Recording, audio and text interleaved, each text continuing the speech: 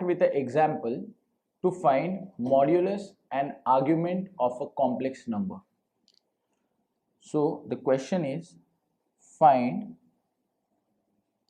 modulus and argument of minus 1 by 2 plus root 3 by 2i. Now in this example, we'll first try to find out modulus and then we will find out argument of this given complex number. Now to start with the solution, what we'll do is, we'll see how this number is represented. Now the given number is in Cartesian form.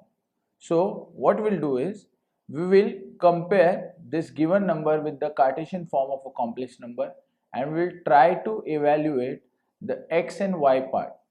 Using that, we can easily find out modulus part. So here I will write, so first of all I will take z as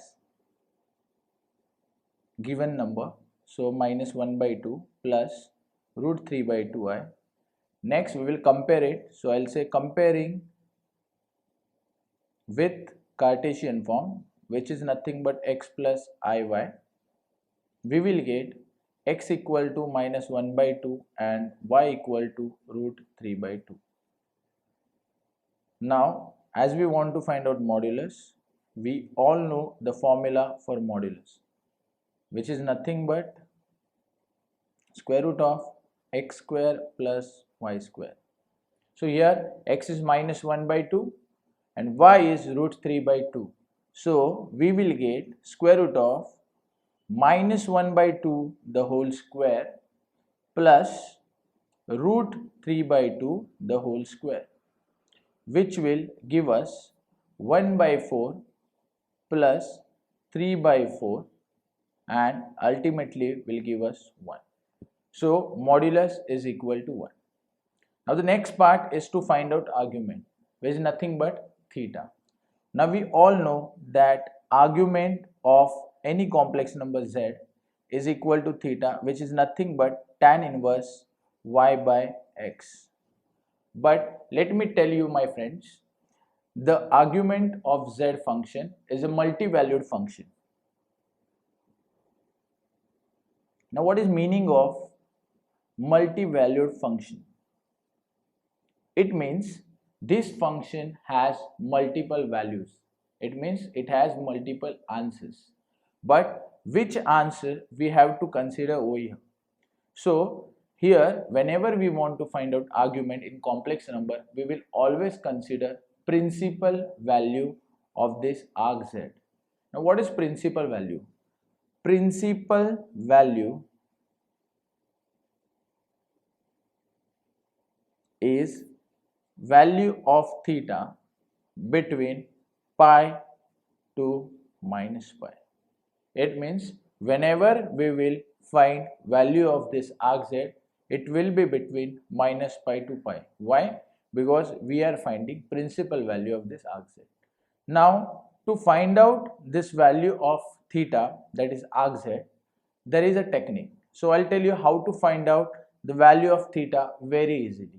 So for that reason, I'll give you 2-3 different formulas using which you can easily find out theta for different cases of the given complex number. So whenever you want to find out argument, that is arg of z, it's very simple.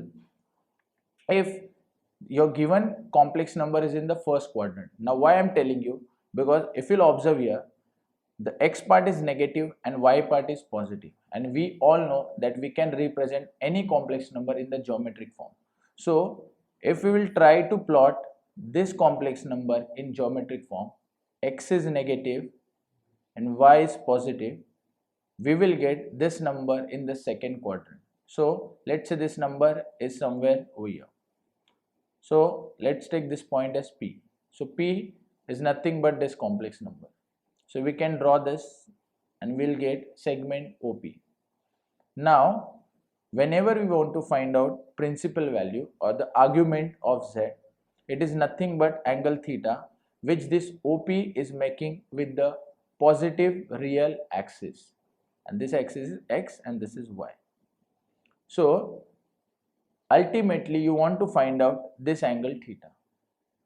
Now if you want to find out this angle theta, this comes in the second quadrant. Similarly, there are different cases, like this complex number can come in the third quadrant, it can come in the fourth or in the first quadrant based on the values of x and y.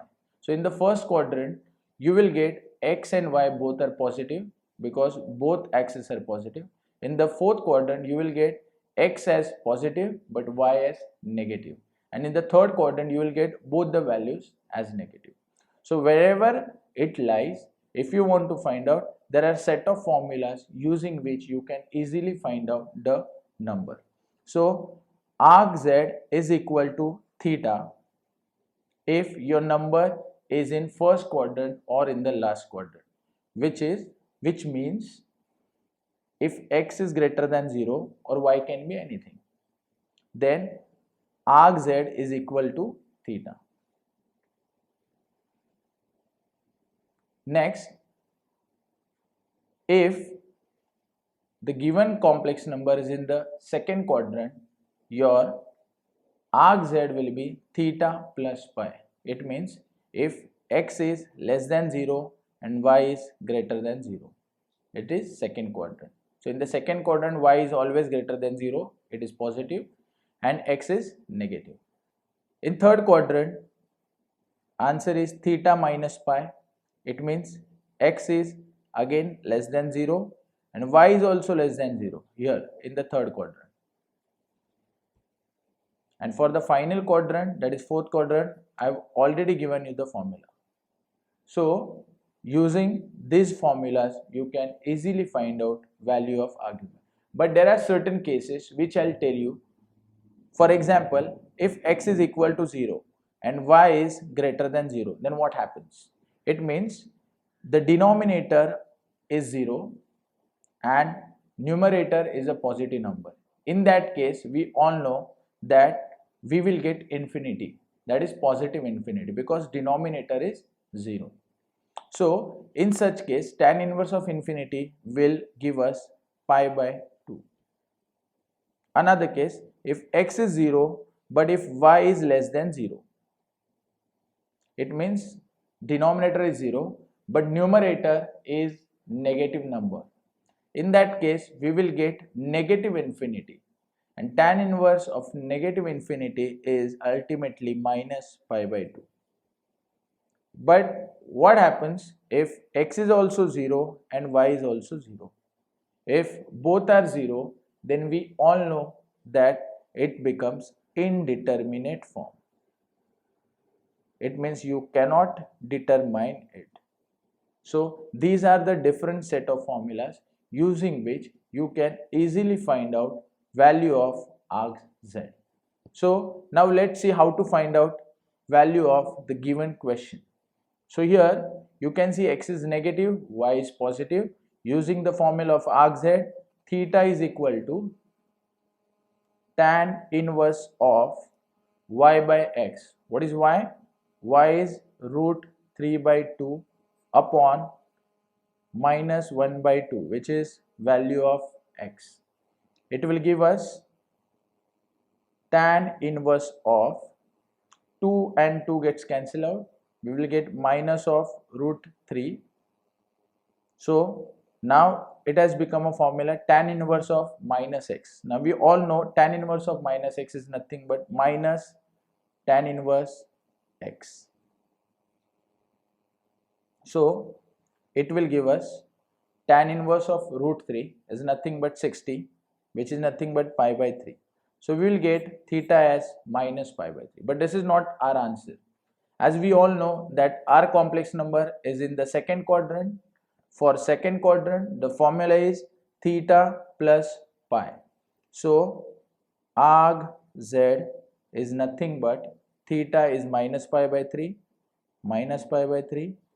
plus pi.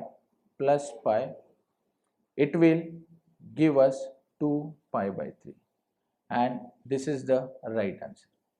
So using this set of formulas you can easily find out value of any argument, and for modulus we have the formula root of x square plus y square. It's so easy. Now, before starting second example, let's see one more concept of complex number.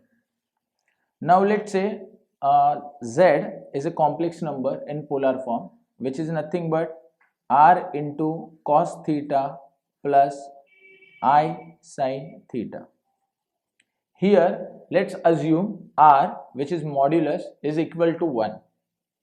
So let r equal to 1. So it will give us z equal to cos theta plus I sin theta. And by Euler's rule, you all know that it is equal to e raised to I theta.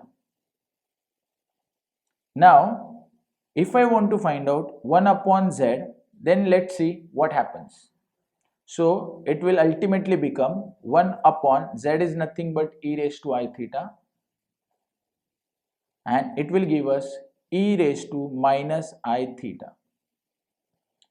If we'll try to convert this in polar form again, then by Euler's rule, it will give us cos of minus theta plus I sin of minus theta. Why? Because here the coefficient of I is minus theta. So we all know that cos of minus theta is cos theta and sin of minus theta is minus sin theta. So this plus sign will become minus.